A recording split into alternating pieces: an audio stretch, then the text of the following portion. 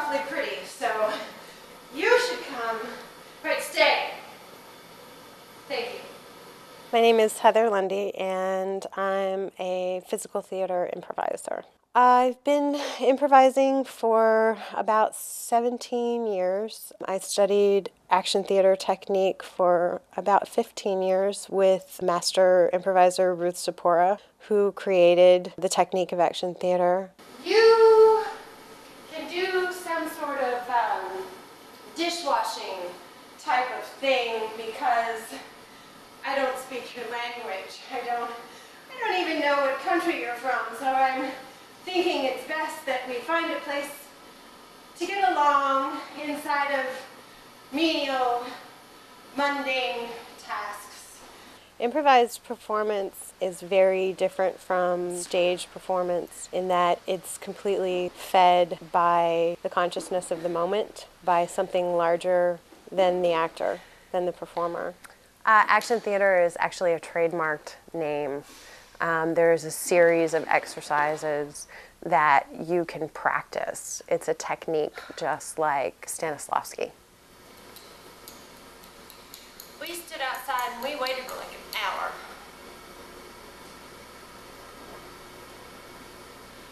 And it just seems like it wasn't going to happen again.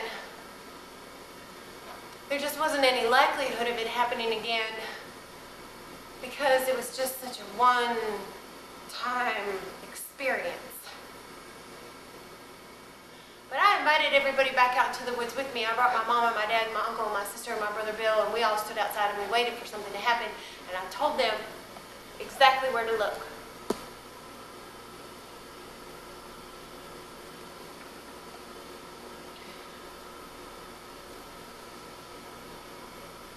And I started to feel a little let down.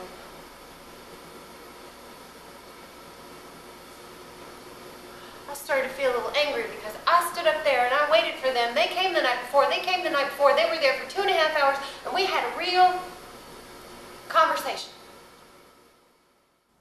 I think it's really magnificent storytelling. It's very crafted and skilled because to give a successful improvisational performance, the improviser has to have mastered to some extent the usage of these three tools, and to watch them put together on the spot with no script and no roadmap laid out is really kind of a magical experience. The story is happening right now in front of you. The story isn't an interpretation of somebody else's idea that's been preconceived.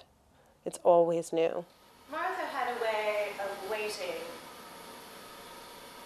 She waited like no one else. It really was her talent. She could stand and wait on anyone for any prescribed length of time.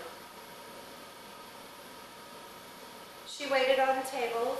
The improvisation that I do is a more kinesthetically based experience. It's not done with the purpose of being witty or being smart. It's done for the purpose of providing honest expression that culminates inside of the moment, which I think is different than some other forms of improvisation, which are vehicles for a particular craft. Movement improvisation being a vehicle for dance. Sound improvisation being a vehicle for voice. And this particular form of improvisation allows all of those concepts to live at the same time.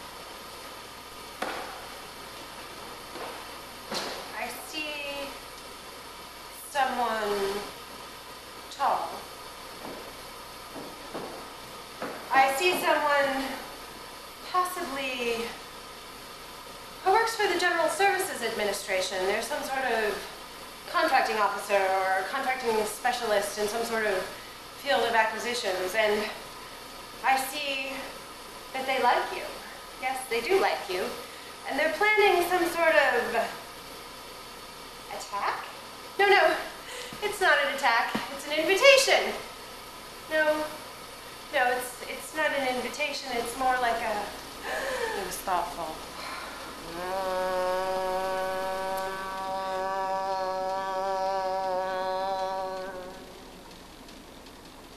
But sometimes, behind that sort of soft smile, I started wondering to myself, what is it that he wants to say?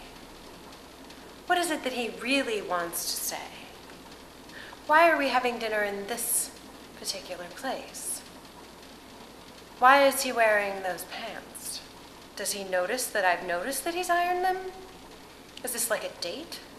Or is this like a social thing with someone that you might want to go out with but you're just not sure yet?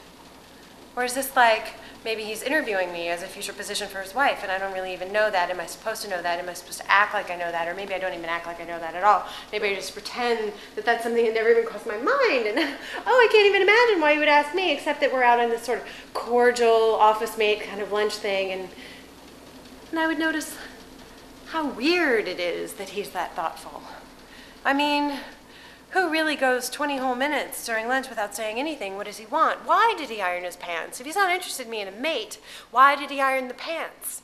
Why are the pants creased so perfectly? Why is he not speaking to me? Why am I worried about this whole thing if we're just office mates out for a bite?